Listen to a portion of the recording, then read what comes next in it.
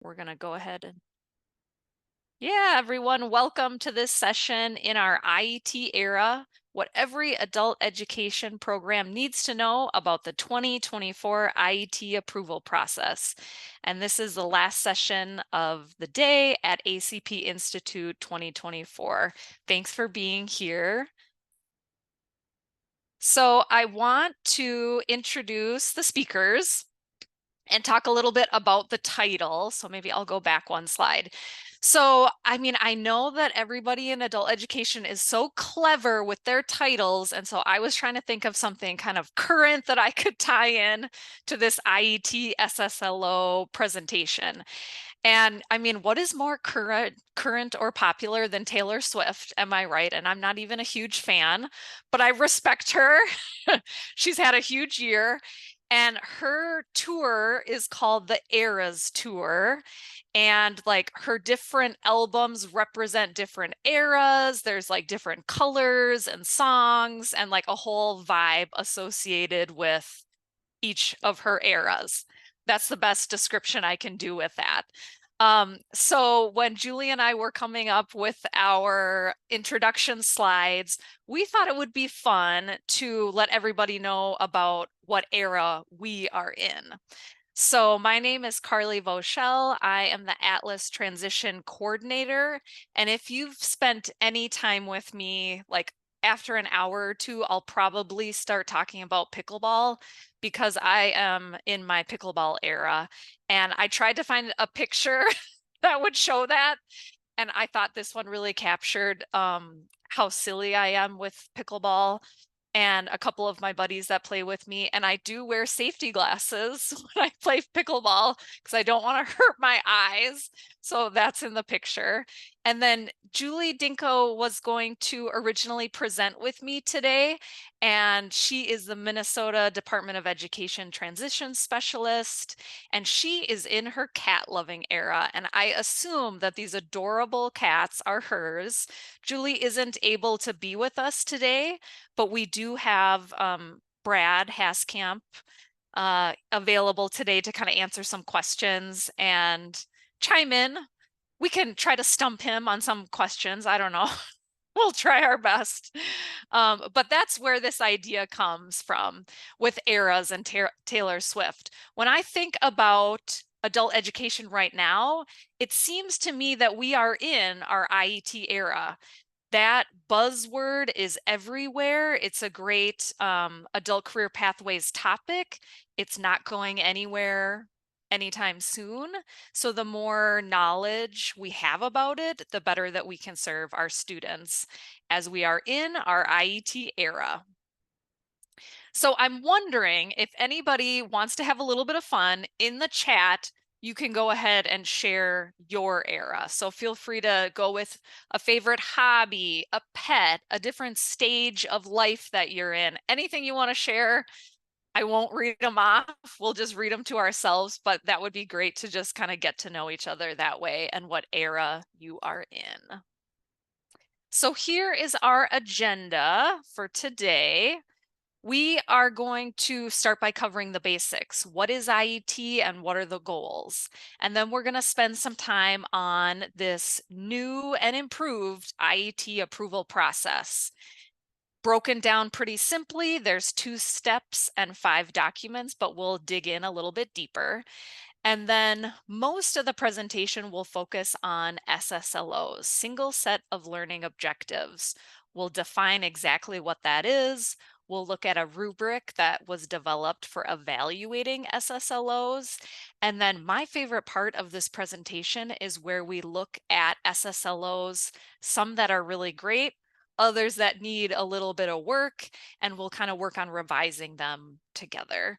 And then I'll just leave you with some additional resources, and then you'll have a great start to your weekend. So what will help me is just to know kind of who is participating in this session. So we are going to do a Zoom poll popped up on my screen. So hopefully it's there for you as well. There's one question. What is your experience with IETs? There's no right or wrong answer here. But you can answer if you are a newcomer and here to learn, or if you kind of know what you're doing, but you just want to know what's new. It looks like we have almost everybody who has participated. We'll just leave it a couple more seconds and then I'll end the poll. Thank you for participating. Okay, so it looks like we've got 62% are IET newcomers, and then 38% have been working with IETs for a while and want to know what's new. I'm going to stop sharing the poll and you might have to close it to get it out of the way, but thank you. It just is helpful to know who we have on the call, just so we can customize it a little bit more. So I am going to present the slides that Julie prepared, and I'm going to do my best. And we do have Brad in case we need to like tap out and bring in the director, okay? We want to start with covering the basics of what IET is. IET stands for Integrated Education and Training. And sometimes I have to remind myself, IET is not a class, it's not a curriculum, it's not a program, it's a service approach. It's a way of doing things in a class or in a course or with a credential. So IET is a service approach that provides adult education and literacy activities concurrently and contextually with workforce preparation activities and workforce training for a specific occupation or occupational cluster for the purpose of educational and career advancement. So there is a lot going on in that definition, and Julie highlighted some of the phrases. I mean, a lot of this wording is important, but the idea of concurrently and contextually, I'll start with those. Concurrently means at the same time, right? IET does not mean phase one is let's get your GED. And then in phase two, we're going to move on to a certification in paraprofessional. It's not happening at the same time. That's not IET. It's going to be blended. It's going to be integrated. It's going to be happening at the same time. As well as contextually, it's got to be within the context of a certain occupation or occupational cluster. So an IET is not for a career exploration class where you're looking at a whole bunch of different career fields. It's got to be more specific. When we look at the next slide about some of the IET goals, we have improved basic skills, complete career training program. IETs should be working on an industry recognized training or credential. I always tell students it shouldn't be like Teacher Carly is giving you a certificate at the end for like coming to class, but it's a certification from another organization, from a college, from ServSafe, from some type of industry recognized training, not just something that your teacher provides for you. If somebody needs to be working on their GED, that is going to be an IET goal as well. And then really the ultimate goal is to gain employment or continue on with further education or training.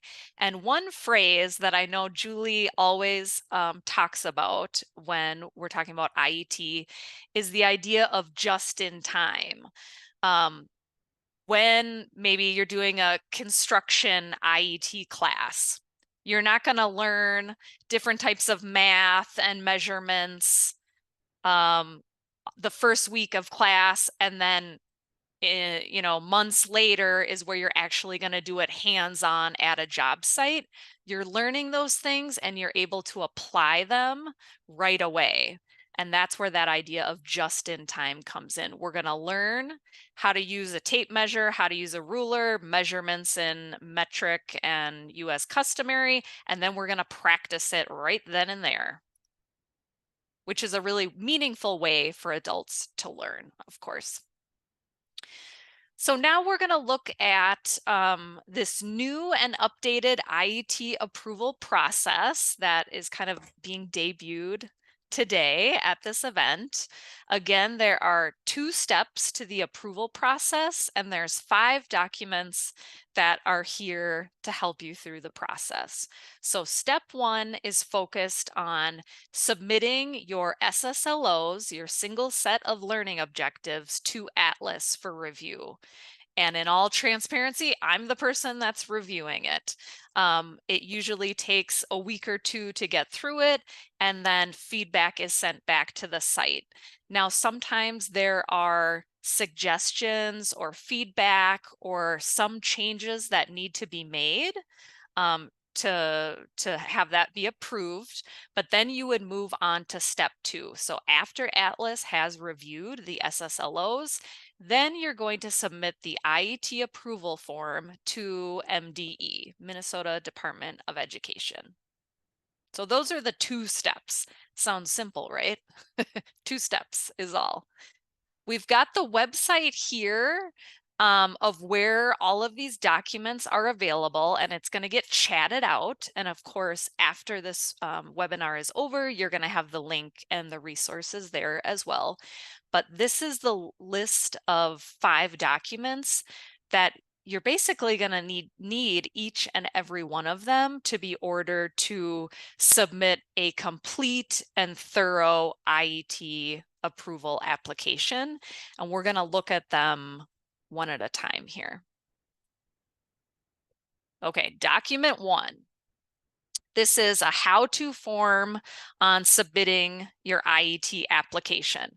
So this is going to walk the reader through the entire IET submission process step by step. There's a screenshot of, the first few questions over on the right, and you can see that there's a whole bunch of hyperlinks, resources, contact information. Make sure to have this up when you're completing this application so that you're able to get every piece submitted in the proper order on your application. Document 2 is the directions. Again, we've got a bunch of links. So if you are filling this out and you're not quite sure what your transition region is, there's a link to fill it out or to find what it is. There's a spot, I think it looks like question 7, where it asks you to use a certain deed tool, and the link is available here. So make sure to reference each of these directions as you complete the form. It's kind of like doing your taxes. That's what it reminds me of, having recently done that. Document 3. We're going to talk a lot about this specific form in this webinar, but this is what the SSLO chart looks like. This is the single set of learning objectives, where you're going to submit 4 to 6 objectives per course. And we do want all of these columns filled out where you're listing the corresponding activities in the class. One thing to point out is that there is a new requirement of attaching a job description that is maybe the entry-level position, or if you have an employer, or you should have an employer or training partner, it could be a job posting from that business. One recent SSLO chart that I looked at was, I think it was an IT program, and their employment partner was the school district. So the job description that was shared was that kind of entry-level IT job at the school district. That's a perfect one to use. The idea being is these IET programs and certifications are building towards a job, and it is helpful when you're reviewing the course to know what's the goal job at the end of this. Document 4 is the IET approval form. It's a fillable PDF, which you can see over on the right.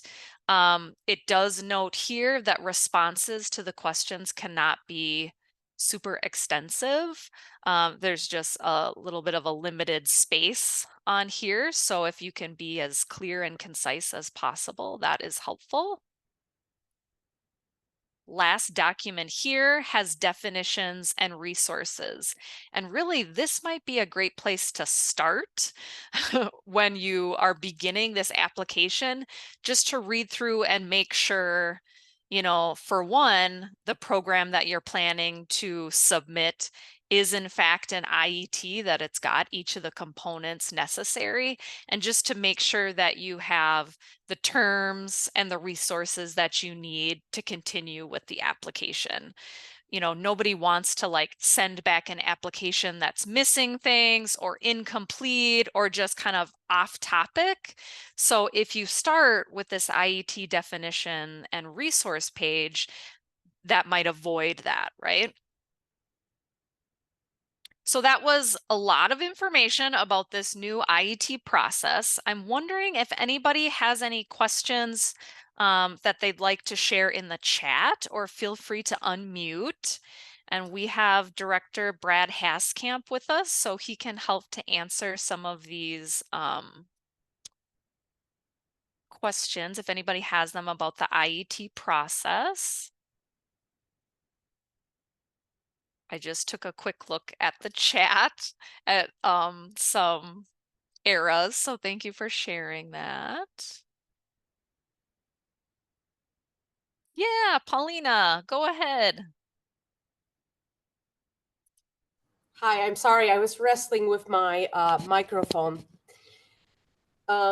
So I have a question about approval process, but it's kind of like a reapproval process, because I know that Julie Dinko mentioned that every time when we make a significant update to our IET, we have to submit the approval form again. And my question is, so I had a situation last year in which we had an approved IET class, but then because of kind of unforeseeable circumstances, we had to shorten it by 3 hours, so by one class period, and we just put the class on Canvas for the students. Would this situation like trigger the need to resubmit the IET form, or is it something that is still okay? Great question, Paulina. And with that, I would just say that, you know, ideally you could just resubmit the form just saying, hey, we made a slight tweak, we made a tweak to the process, or we're shortening it. But I don't think it needs necessarily reapproval for something that minor. But it'd just be helpful to know like that the program has tweaked. So would it be exactly the same form, or is it a different form? Nope, just the same form. Okay, Just thank you so much. editing what things would be changed, and you could even just do a mark change, and that makes it even clearer what you're changing.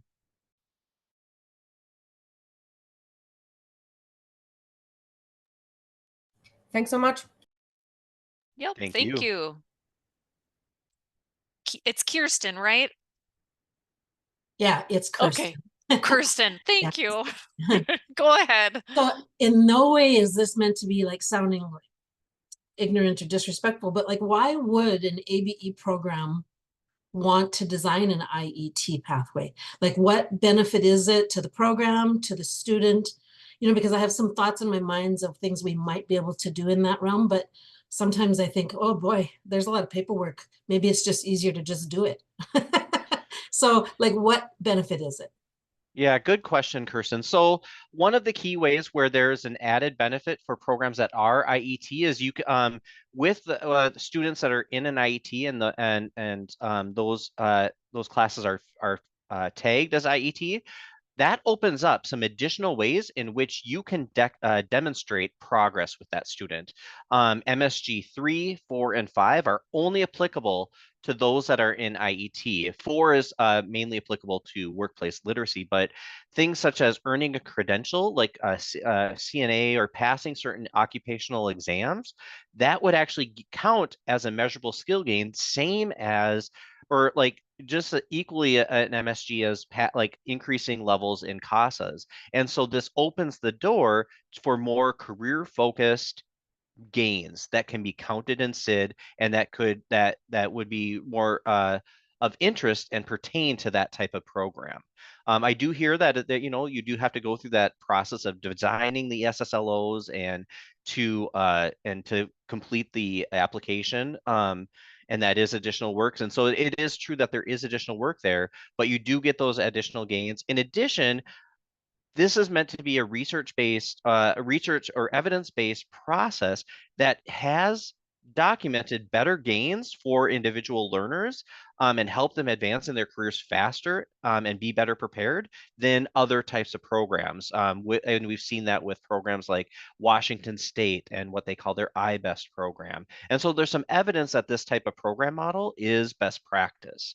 But we also acknowledge that you maybe can do effective career pathway work that does not include an IET, and this is not meant to diminish those programs as well, because there is value for other types of career pathway programming that may not include an IET, and that's okay too. Just if you want to have access to those additional types of gains that are more career focused, if that really pertains to it, if you want, if the process of trying to combine the academic workforce training and the employability skills really appeals to you, and you see value in making that, if that's a valuable product or program for your learners, then that would be the main reason to do it. So I hope that was clear, but just trying to document a little bit of a couple different areas out there. I will say, in addition to that, we always are contemplating whether or not to potentially change, if we change the formula in the future, depending on how future federal legislation goes, we maybe would create some sort of financial incentives for IET. We don't have those in place at the moment, but that's something we consider as well.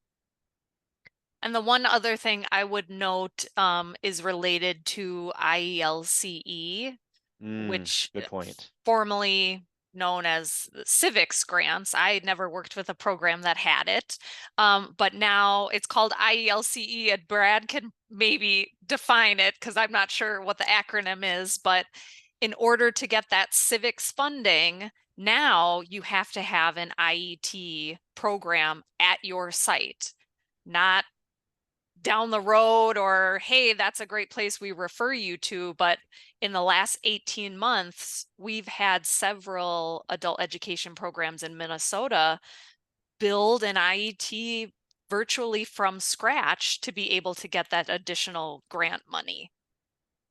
So that was Absolutely. great motivation for building an IET. Good point, Carly. Thank you for bringing that up. Yep, and I did see one other question from Keith. They asked, what's the timeline for the process? Ooh, that's a great question too. So in the past, I have heard that the process or the timeline for waiting to hear back about an IET program took kind of a while, right? What we're trying to do with this two-step process is move it along more efficiently. I think on the forms, it's written that the Atlas approval could take up to 2 weeks. I know right now, like because of this event, I've had 1 or 2 that I've been needing to approve. And so it might actually go kind of the full 2 weeks just because I've been busy. But otherwise, it's moving quite a bit faster after Atlas goes through that review process. A couple more weeks, I think, is a reasonable timeline. I think on the forms, it might say up to 2 months or something. Again, just based on, is there a grant due, or, you know, what else does MDE have going on that could be an issue? Absolutely. And just remember that you can still go forward with the program if you've submitted the documentation, even if you haven't heard from us, but you can't really click it as IET, the class as IET, until you get that just approval in the, from Julie or from our office. But yep. Hello, Carly. Hi, Damon. I know that voice. Yes, yeah, very unique, very unique. Hey, hey, quick question then. So to kind of piggyback off what Brad was saying and asking, so with the career pathway, it sounds like from what I'm hearing that you can have a career pathway without an IET, right? But you can't have the IET Yes. without the career pathway if you have the IELCE grant. Is that what I'm hearing? So a requirement for the Integrated English Literacy and Civics Education Grant, or IELCE grant, is that you have to have an approved IET on site within your first year of the grant. And if you don't, you will likely, that entity would likely lose that grant or lose approval for that grant. Gotcha. Okay. All right. And it sounds like the career pathway may be an easier path to get to because that IET, you have to have that dual partnership, right? With the instructional piece and the teacher in there. You have to have a dual part in that IET. Is that correct as well?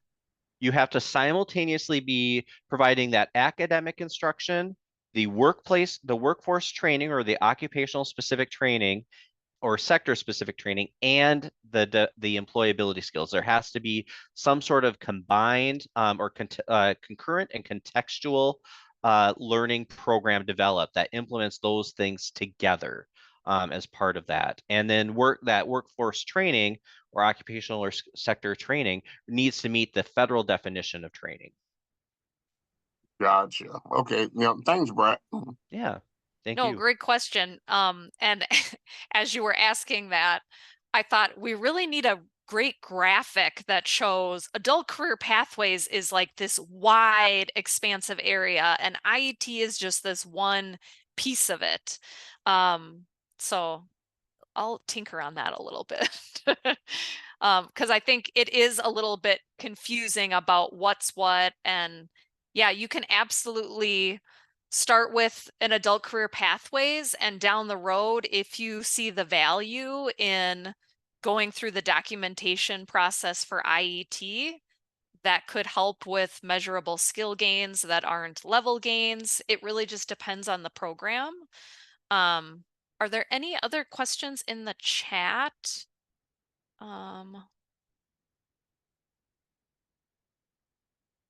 Thanks. Brad's gonna keep watching the chat, I think, to see if there's anything else.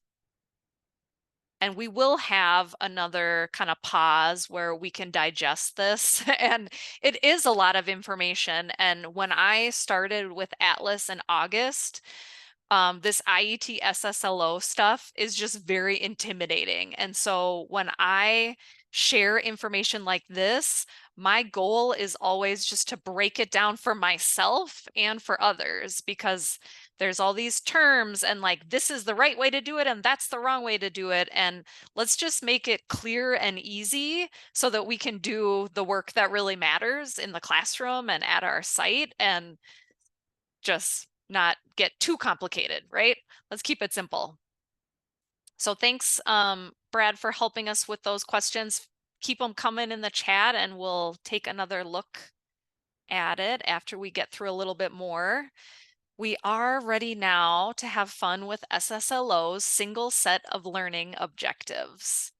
So let's get right into it. So just to kind of start by kind of grounding us here in, a definition that you might already know, but I'm just starting here with a learning objective. What is the definition of that? It's a statement that describes what the student will be able to do after instruction. And oftentimes you see it abbreviated because it's such a mouthful. Students will be able to, and then we abbreviated it SWBAT. And then there's always basically like a verb. What is the student going to be able to do after this lesson, after this class, after whatever, right? So I have some examples on the right. Students will be able to define key digital literacy terms. I work with students like this at Harmony every day. So this is a key learning objective for me. Students will be able to record observations from a guest speaker on a graphic organizer. Clear, to the point. It's obvious what the student is going to be able to do when we put it in this format as a learning objective. Well, when we move into IET work, it gets a lot more complicated. Now, suddenly, the learning objectives need to be integrated and contextualized, and they've got to have each of these three key areas with an IET. Like Brad mentioned before, there's got to be adult education content. And we define that in Minnesota with the CCRS standards: literacy, numeracy, speaking, listening, writing. Then, in addition to that, right, there's got to be some workforce preparation activities. We define that through the content standards of North Star Digital Literacy and the ACES TIF transition standards. So we've got to have both of those things. And let's add one more thing on top. You have to have workforce training competencies. So these are going to be specific skills and credentials for that career, not general, hey, this is helpful at any old job, but really narrowed into a career cluster like healthcare or something like that. So these single set of learning objectives are basically a mashup of all of these things put together. And that's the challenge in creating SSLOs. So that's what we're up against. So here's an example, and this is from a past Atlas webinar. This is an example of a child care worker IET form. We've got these different columns where they're defining what are the skills and competencies happening in each of those categories. Organizing and presenting steps logically, sequencing ideas, choose appropriate register for audience, purpose, and communication. I'm not going to read them all, but here they are. It's a whole bunch of skills, right? Well, the job now to create an SSLO is to mash them all up together. So let's see how this worked. Here's a sample. Students will be able to, we still have that same phrase, and then we got to add that second part. Students will be able to converse with and give verbal instructions to school-aged children in clear, developmentally appropriate ways. So if we think back a couple slides ago about those just nice, crisp, clear learning objectives, just short and to the point, this looks a little bit different. They're a lot longer. They're a lot wordier. There's just a lot more that has to fit in to this learning objective. And it shows, right? So keep in mind that SSLOs shouldn't just be developed like the career pathway teacher and the manager sitting together by themselves. In an IET class, you are working with an employer or you're working with a training partner. Maybe it's a nonprofit, maybe it's a college, maybe it's something else. You should be developing SSLOs with those partners. And another thing to keep in mind is, maybe the class is 3 months or it's 16 weeks or it's this long class that there's a lot of learning that happens. You've got to take that class and narrow it down to 4, 5, or 6 SSLOs on your IET application. So there's really a lot of like narrowing and kind of whittling away to the most important pieces. And that can be a real challenge when creating SSLOs. So, like I mentioned, one of the biggest challenges is that it's just hard to narrow down or figure out which SSLOs to prioritize because you want to include everything that your students are going to be able to do. And I'm sharing a couple possible solutions that you can use when trying to narrow things down. I'll talk about 2 of them today: working backwards, and then we'll look at some common SSLO themes that kind of translate among different career fields. So whenever I talk about working backwards in IET or adult career pathways, this is just a great strategy that we do with transition work, where we kind of start with the credential or the job or that ultimate goal, and then we work backwards to make sure that the training program, the course, and the curriculum is going to create that bridge to that certification or that career. So on the left side of the slide is an example of looking at current job postings. And I just have a couple on this screen. One of the many hats I wear in ABE is I am the coordinator for the Microsoft Office Specialists online statewide class. So our lead teacher, Susan, is always looking at job descriptions to find what types of jobs can people have when they earn those certifications. So we are very used to like scanning job postings, looking at different websites and kind of zoning in on, oh, look, we found Microsoft Office, right? Well, beyond that, if we look above on this example, I'm going to read a few of these. Some of the qualifications are professional, verbal, and written communication. Flexibility in changing work priorities at a moment's notice, strong planning and organizational skills, driven to deliver work with the highest degree of accuracy. Some of these things mentioned should kind of trigger you and make you think, oh, well, those are ACEs TIF skills. Those are transition skills. You might find digital literacy. You might find other skills that we work on in adult education. And it's by working backwards that you can kind of figure out like, oh, these are the skills that people need to have to excel in that job. That's one idea that you can do. So if you're working on paraprofessional, look at some para postings, look at some construction postings and kind of try to work backwards from the skills that you see on the job posting. That's one of the reasons why in the new updated approval process that we want to see a job posting just so we can try to find those connections, because there should be connections. And you could always kind of talk to somebody at human resources with your employment partner to see what are folks missing when they start at this company. What are some of the skills that they're lacking, and then try to build those into your training program, your IET training program. Another resource that I might sound like a broken record because I talked about this resource yesterday on a webinar, is something called the Competency Model Clearinghouse. And I have a link for it in the slide. And this is something that I have seen before, and like years ago, right? It was part of a Career Pathways toolkit.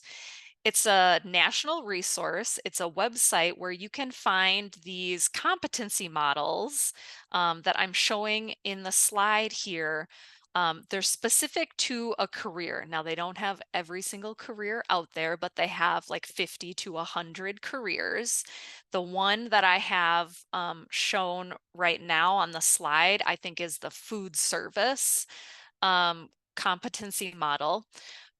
So just to kind of describe what you're seeing here is this building block model, where at the bottom, what they call tier 1 skills are titled personal effectiveness competencies. When you go to tier 2 skills, it's called academic competencies: reading, writing, math, critical thinking, science, basic computer skills. And tier 3 is workplace competencies. So we're getting more aligned with this particular workplace. And as you go up the building blocks, you're going to see more industry specific competencies, like maybe a 2-year degree, a 4-year degree, other stackable credentials specific to that career. Again, this is a way of breaking down what does a person need to be successful in this career. And beyond just this graphic, I think I can click on this link to show you. Here are all the different careers that they have. And the one that I was showing in the slide was food and beverage service. So that's the one I'll pull up right now if it's gonna load. And if it's not gonna, that's okay. Beyond just that building block model is, you know, usually 15 or 20 or 25 pages where they break down tiny concrete skills of what people need to have to excel in that career field. You know, from the math skills for food service. It's going to be measurement. It's going to be liquid measurement. It's going to be this or that, fractions, decimals. And you can use that to kind of figure out what CCRS and ACES-TIF skills are necessary. The academic competencies here in Tier 2 correlate to CCRS. And then the ACES-TIF skills, generally, you will find them in Tier 3. But this is just a great resource if you are working currently in career pathways or IET, or if you are starting to develop career pathways or IET. Seek out the competency model for your field and just really familiarize yourself with what skills are necessary in that job, and then work backwards. So that will give you a lot of ideas to run with. But I also wanted to give you some ideas on common categories for SSLOs, because at the end of the day, we don't need to like reinvent the wheel every time. And some of these themes are just so common to like almost every job that they're worth mentioning. Things like customer service, safety, professional communication, problem solving, and vocabulary. They might look different depending on the job, you know, vocabulary. If you're working in a healthcare setting, it's going to be medical terminology. It's going to be parts of the body, but there's also key vocabulary related to information technology or a trade or things like that. Just about every IET program could come up with an SSLO related to vocabulary. And from there, you would integrate those 3 components. Same thing with like safety. Safety looks different in a lot of different fields. You know, if it's construction, it's going to be what attire do you have on? How do you avoid injuries or like loss of products at the job? Safety in a healthcare situation looks a little bit different. With an IT job, maybe it's related to security of passwords and things like that. But just about every job could have, or every IET could have an SSLO related to safety. And that could be kind of that overarching theme where you are incorporating. And a couple of things to keep in mind when creating these SSLOs, this is kind of like the beauty and kind of the curse of these SSLOs, is that every IET application is going to be different. The SSLOs are going to be different based on what employer you're working with, who your training partner is. Maybe there's some specific student needs that need to be addressed. So a paraprofessional IET program in one community, the SSLOs are going to be different in another community. It's going to be unique to that population, and there's no one size fits all type model for SSLOs. So I've got just a little bit more to get through before we kind of take a pause. So I see a couple of things, or I see some notes in the chat, but we will take some questions in a few minutes. What I want to point out is when I started working with Atlas and I was learning how to go through the SSLOs and give feedback to programs, I was kind of overwhelmed with like, well, how am I supposed to score this or evaluate it, or like, what am I supposed to be looking at? And for me, it felt like there was supposed to be some magic wording or like the right type of words, and I'm not good at that. I just like to say things and say it like clear and honest and simple. And what I worked on is a rubric that we are sharing with people in the application phase so they know exactly what we're going to look at when we go through the SSLOs and they're evaluated. It's just easier to create something if you know how it's going to be evaluated. And I hope you all agree with that. And what we used is a guide from a career pathway toolkit from Links.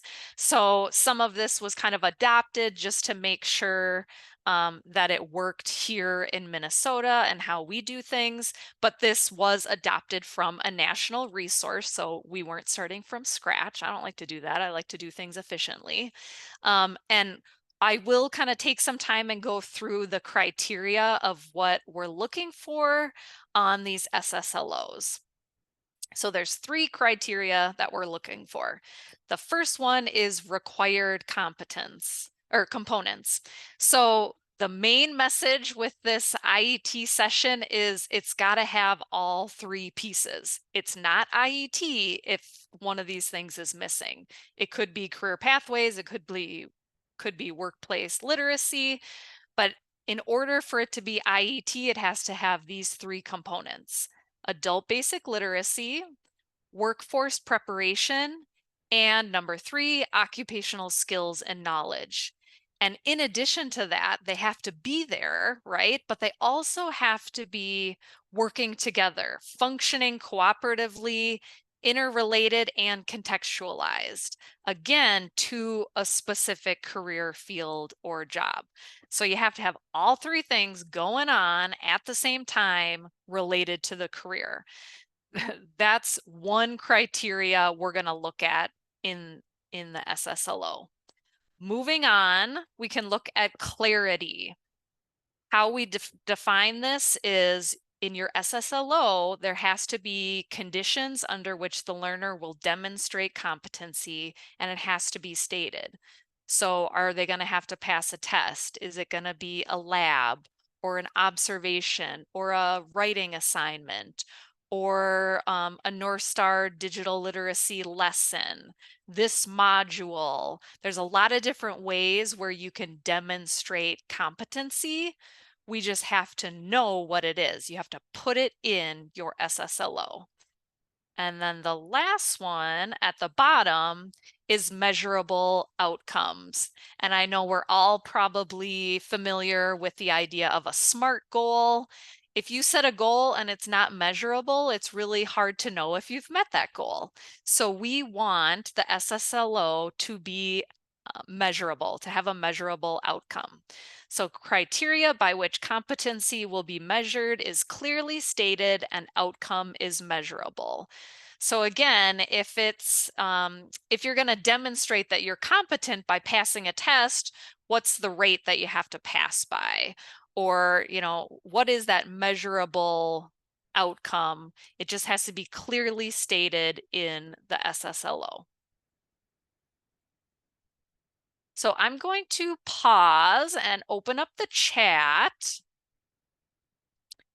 and see if there are any questions, or if anybody wants to unmute, if it's just like too much to write and it would just be easier to unmute and share your question. But doesn't I? Okay, I'm trying to look at this longer question. Does an IET pathway connect to a single instructor like TVM or the consortium that applies for it? I ask because we are considering offering paraeducator through ROC and wonder if the partner consortia who refer learners for the course could count the MSG 3, 4, or 5 if they are not the owner of the IET application. Oh, okay. Brad, do you have any insights or thoughts about a regional IET? Yes, absolutely. Regional IETs are possible. So in terms of how IETs get reported, it's really a class in SID. That's how you can ultimately tag IETs.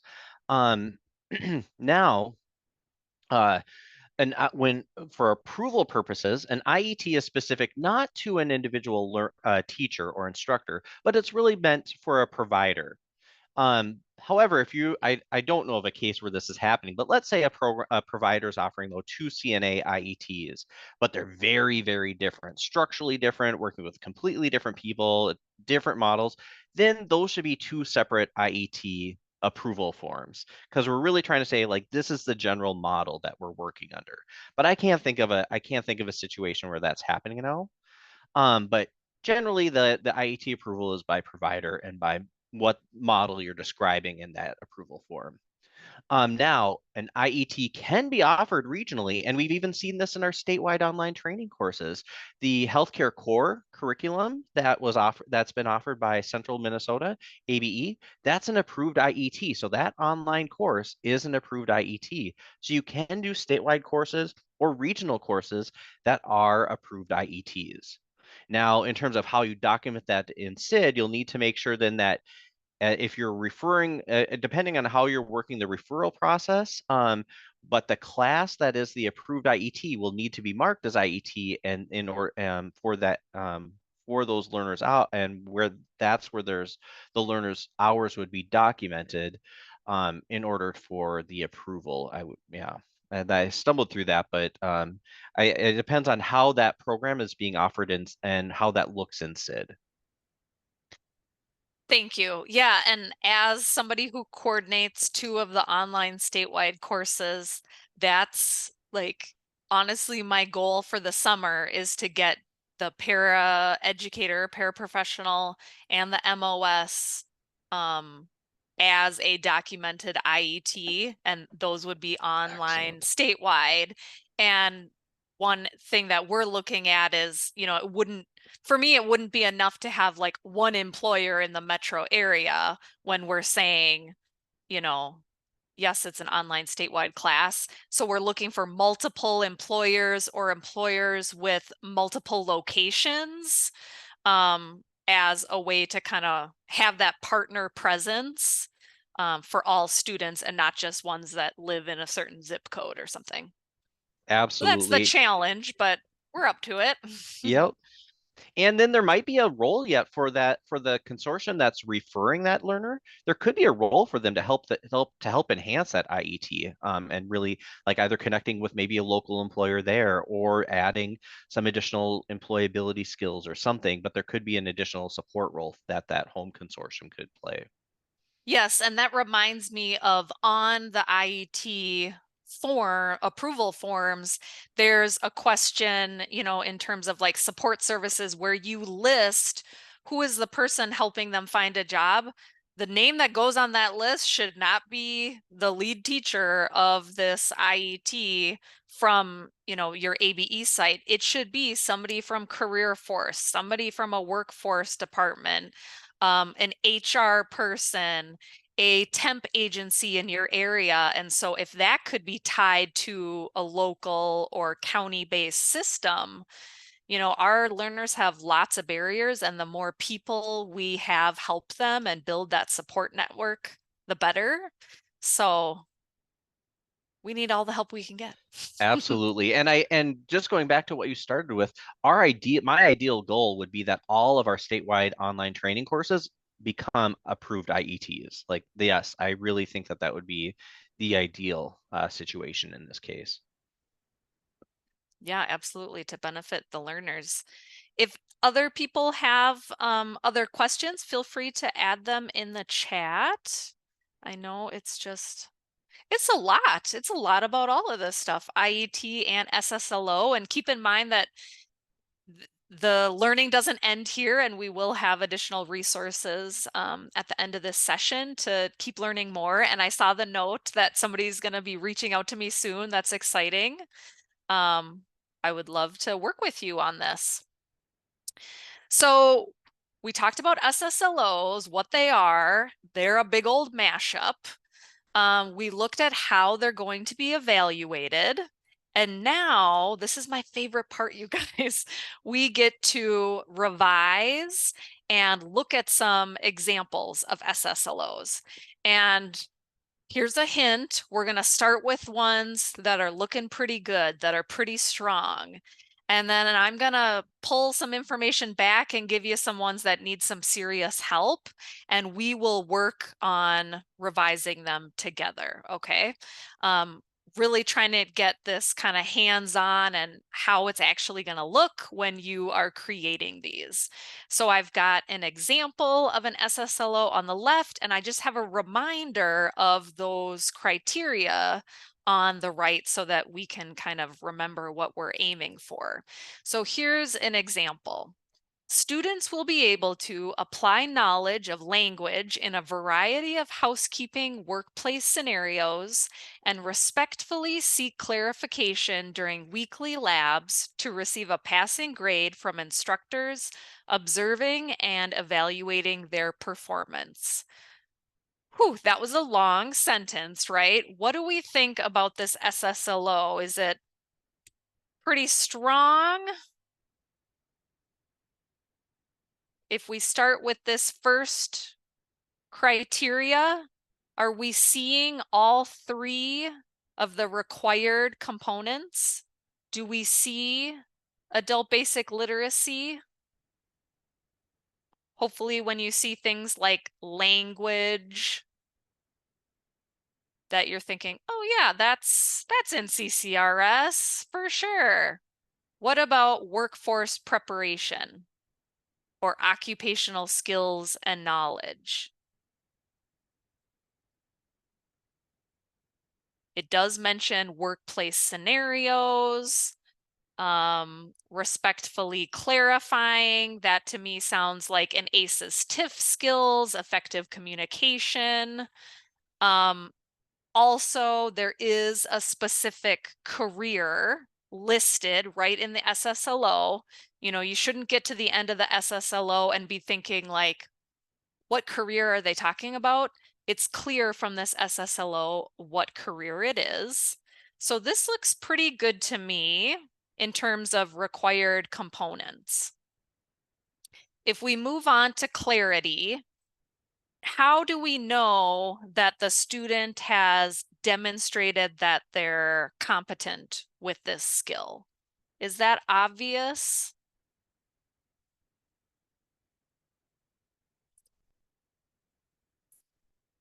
It looks like there's a weekly lab and some observation that's going to happen.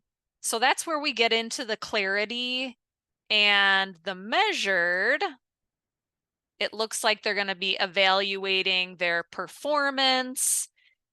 Maybe one note in terms of like what could be added here is it could even be defined as there's a 10-point scale and you have to get 7 out of 10 or better to pass this lab that's looking at this. That would make it even more measurable besides just a passing grade. But all in all, I would say that that SSLO looks pretty good.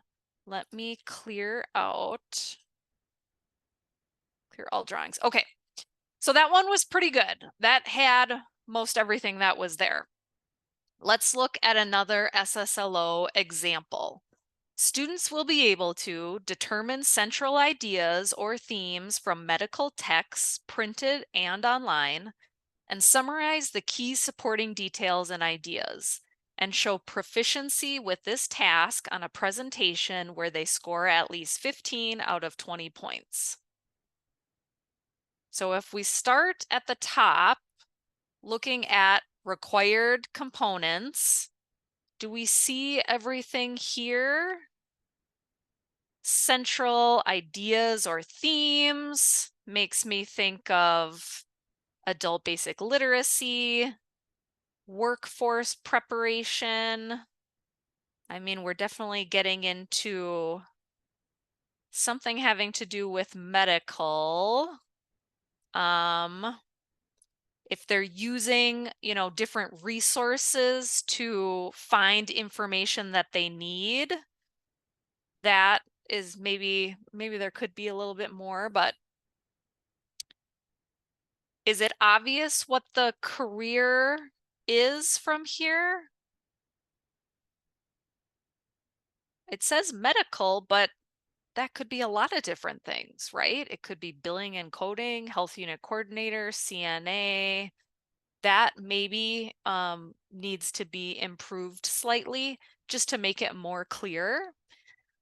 Where I think this SSLO does a great job is, I think, with clarity and measurable outcomes. Is it clear how they would demonstrate competency? It looks like it's a presentation, and we do define like how it's going to be evaluated. So for me, this looks pretty good. And let's go to the next one. Okay, so I told you guys that I was going to start strong, okay? With SSLOs that are really full, they have all the things that we need. And now we're going to take it back and need to help these out a little bit. So here's an example. Students will be able to complete a professional resume and cover letter. There have definitely been SSLOs that come in looking like this, because obviously this is a skill that people need to have regardless of what IET program it is. But if we look at our rubric, it's definitely missing a lot of those crucial pieces that we need to have a successful SSLO. So first of all, it's not obvious at all what career this is, right? This could literally be any career, right? So we would want to add that in. Also, a lot of these things are missing. I mean, I suppose you could say in terms of workforce preparation that that's where we're tying in workforce preparation with a resume and a cover letter. Those are common workforce preparation activities. But otherwise, we're kind of missing adult basic literacy and occupational skills. And there's some ways that we could incorporate that.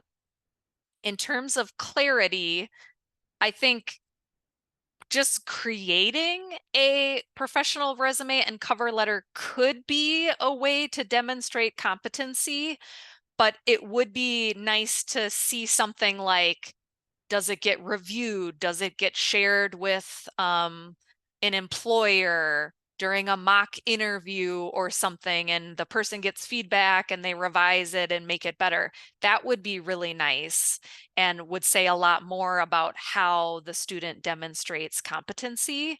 And what is also missing here seems to be like a measurable outcome.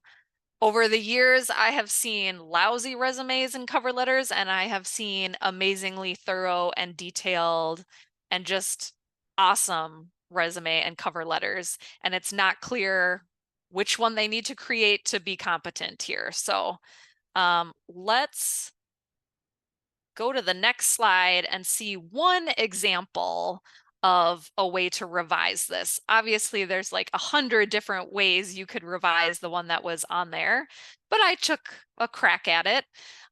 Students will be able to use vocabulary specific to an entry-level job in the IT industry on a resume and cover letter to effectively communicate with a prospective employer who provides feedback using a 10-point scale where 8 is passing during a mock interview process.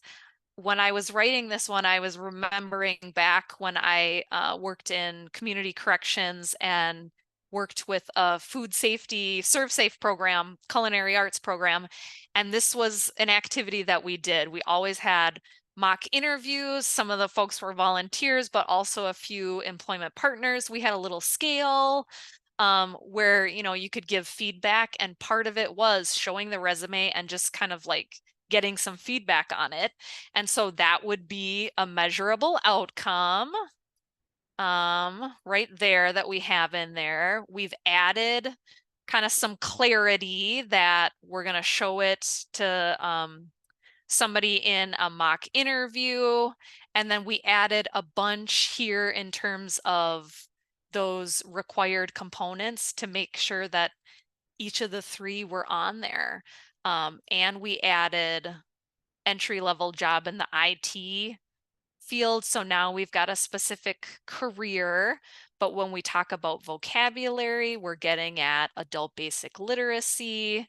There maybe could be maybe a little bit more having to do with occupational skills and knowledge. You know, even things like that vocabulary is helpful so that you can troubleshoot with a client or a customer in an IT entry-level job. So these are examples. Feel free to kind of take them and run with them. They're not perfect, but we're just trying to kind of incorporate all of these criteria in these examples. And this one, I think, was made better through revisions. This is, I think, one of our last ones because we're almost out of time. SSLO example number 4. Students will be able to pass 4 North Star digital literacy exams, and I've written those out: basic computer, basic internet, using email and Word, to show they have obtained basic computer skills. So it's a little bit longer than, you know, the one I showed you last time about the resume and cover letter. So it should be more right. That's usually the thinking. It's longer, so it's got to be better, right? But there still is several areas that are kind of missing in this SSLO. I guess how they demonstrate competency is by passing, right? And I know what it takes to pass a North Star digital literacy exam because I proctor them for students like all day, every day. But it might be helpful to say what type of scoring you need to have on the test, or, you know, what is the passing rate. And we're also missing some of these areas up here. The North Star digital literacy could be in workforce preparation. We don't know what occupation or what career it is, and there's not a clear adult basic literacy tie-in. We just haven't mashed up enough of those categories in this SSLO. So let's go to the next one, and I will clear that out. So I took a stab at making this better. I tried to revise it. Students will be able to show proficiency with basic computer skills necessary for an entry-level call center position by passing 4 proctored North Star digital literacy exams, I list them again, with a score of 85% or greater.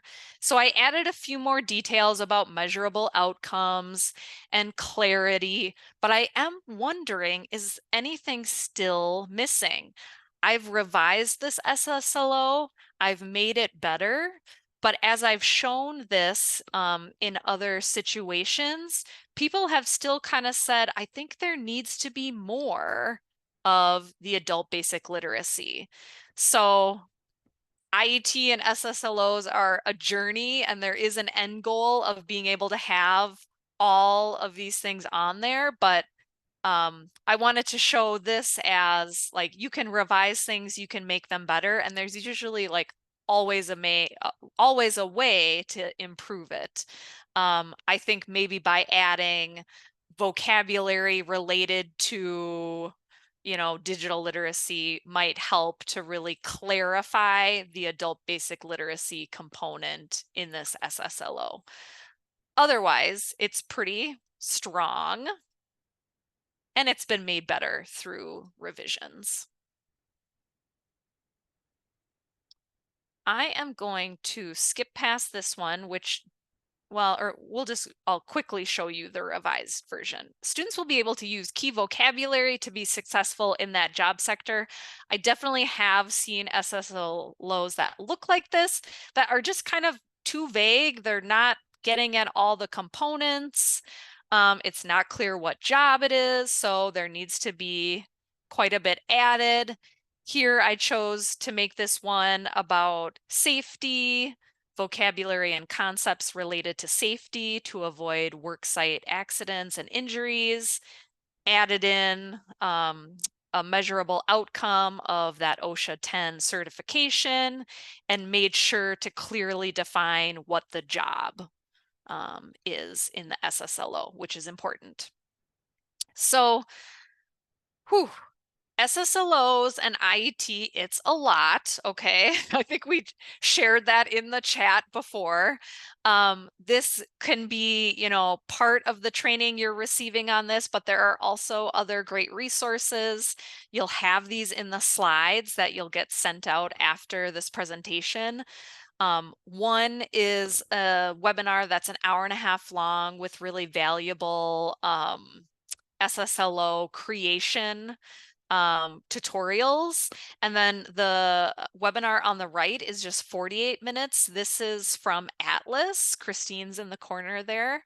So she was the one that led it. And that could just be for future PD opportunities, or if you are getting ready to work through the IET approval process, taking a look at one of these or both of them would be a great resource.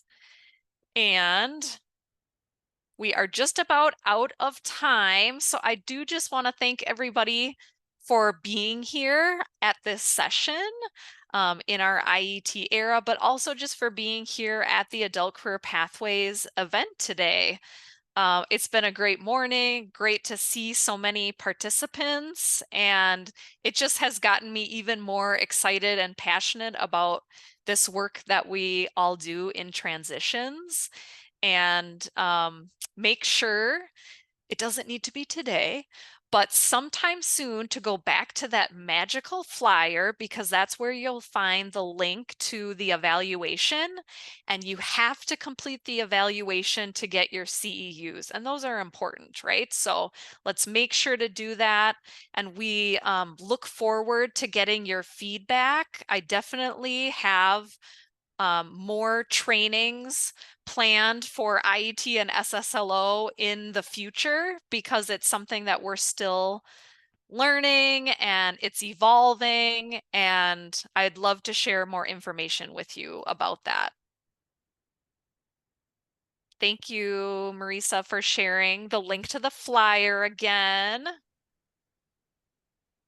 All right, thank you so much, Carly. And thanks, Yes, Brad, for being thank here. you. Oh, I did very little. Thank you, Carly, though, for picking this up and really helping to carry this session, especially as we were short-staffed. So I really appreciate you really being flexible and adapting so well. You did an excellent job. Thank you, Brad.